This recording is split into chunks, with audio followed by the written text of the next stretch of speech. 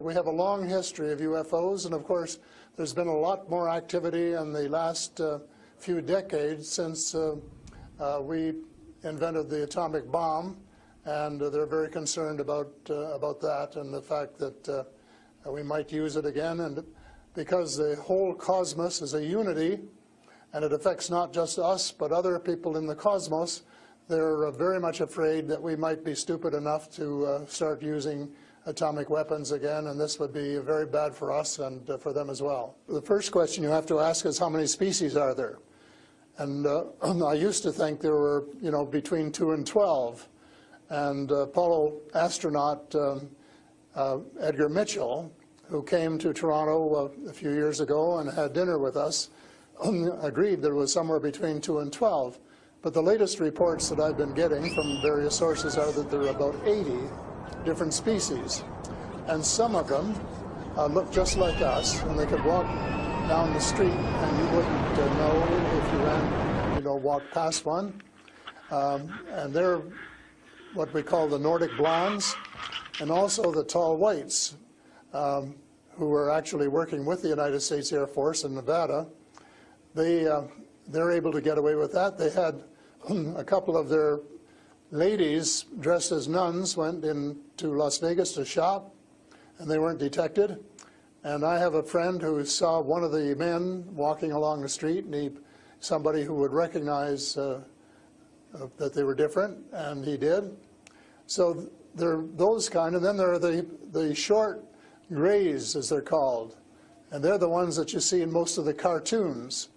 They're have very, very slim arms and legs, and they're very short, just a little over 5 feet, and they have a great big torso and a great big head and great big brown eyes. They don't want to tell us how to run our affairs. They have accepted the fact this is our planet and that we have the right to run it, but they're very, very concerned. They don't think we're good stewards of our planet.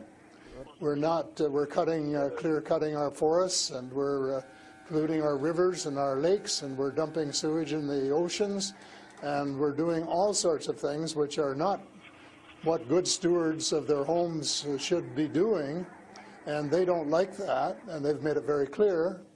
And as a matter of fact, they have given us a warning. How? And this has come from more than one source. How have they made it clear? What have they done? They have talked to people. One of the chaps I talked to about a month ago was interacting with them in 1974, he and his brother, in Peru, and they were taken to Andromeda, teleported, and they were told what the people there think, and that we're really wrecking our planet, and in fact that something dreadful is going to happen to it if we don't smarten up and change our ways. We spend too much time fighting each other. We spend too much money on military expenditures and not enough on feeding the poor and looking after the homeless and the sick, and that we are polluting our waters and our air, and that we're playing around with these exotic weapons, thermonuclear weapons and atomic weapons, which have such a devastating effect both on our Earth and on other areas in the cosmos, and they don't like that. And that's the reason they would like to work with us to teach us better ways, but only, I think, with our consent. And they work through individuals, and they try and pick out individuals who won't be frightened to death of them, because they can give you quite a fright. They are here among us, and I'm not afraid, because in most cases, well, as far as technology is concerned, they're light years ahead of us, and we have learned a lot of things from them. A lot of the things that we use today, we got from them, lead lights and microchips and Kevlar vests and all sorts of things that we got from their technology, and we could get a lot more too, especially in the fields of medicine and agriculture, if we would go about it peacefully. But I think maybe some of our people are more interested in getting their military technology. And I think that's wrong. I think that's wrong-headed. And that's one of the things that we're going to have to change, because we're going to have to work together. Talking about all of us, everywhere on the planet. They come from various places. For a long while, I only knew about ones who came from different star systems.